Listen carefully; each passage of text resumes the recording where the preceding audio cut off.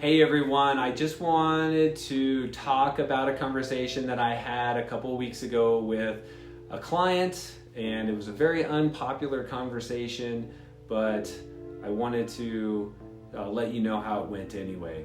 So in my video called Principles, I talk about not purchasing a home more than 2 times your annual income, and I want to kind of show you or articulate how that plays out long term if you do buy more house than you can really afford. Now, how much you can afford according to your mortgage lender is not a correct and accurate number. We need to be looking how much we can afford and still have large amount of our monthly income to be able to do other things like pay cash for cars and save and invest and things like that. So this couple I've been working with for a long number of years, and every time we talk and do a review, they just lament about how they're not really able to save as much as they want to save, and they want to be able to max out their Roth IRAs, but they can't ever seem to come up with the cash to do that. And over the last multiple years, I have more strongly encouraged them every year to sell their trophy house that they bought probably 15 years ago.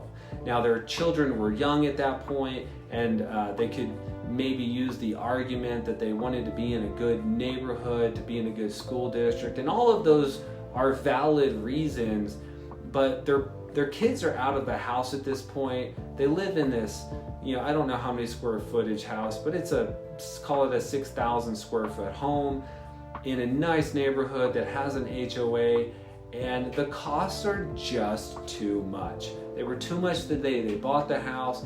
They've continued to be too much. So this family has never been able to fully meet their monthly obligations, and so over time they've used their house as a piggy bank, and they've done cash out refinances, not cash out refinances like I've seen people do, that where they take that extra money and they go make other investments and they're able to multiply and expand their wealth. They were doing cash out refinances to pay off high interest credit cards or pay down a car note or both. And that's just not the way one should be using their home equity. And it all stems back to the fact that they bought a home that was simply too expensive. They bought a house that a mortgage broker was willing to give them a loan on, and they did it. And they did this well before they met me.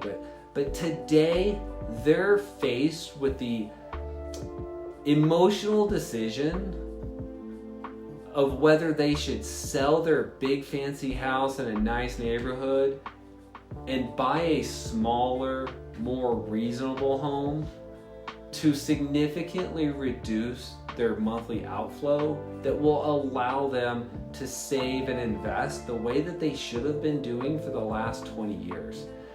They've got a lot of ground to make up, and this is the kind of advice that I give clients, and I know it's unpopular, and I know they don't want to make that decision, and I know the house is a status symbol. I get that, but you have to make a decision.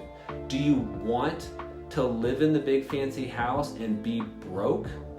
Or do you want to live in a more income appropriate home and be wealthy? And the amount of stress that you have comes down because you have that 6 month of emergency fund. You have a huge difference between what your monthly payments are and how much money you make, and it gives you just a lot of flexibility for when the car breaks, or when somebody needs money for something, or you want to make a donation to your charity or church of your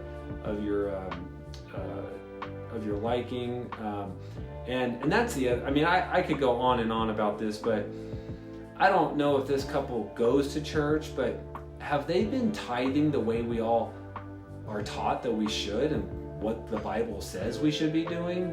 My hunch is no. Have they been able to give to the local charities that they like and want to help out, whether it's the local hospital or the Humane Society or whatever that cause is? The answer is no. They haven't been able to because they bought too much house and they've never been able to emotionally detach themselves from the status symbol that the large home represents and the path to accumulating significant wealth. And so I really tell this tale as a cautionary tale to anyone who just wants to move into that great big house and show it off to their friends. The reality is it will probably cost you far more than you can calculate now.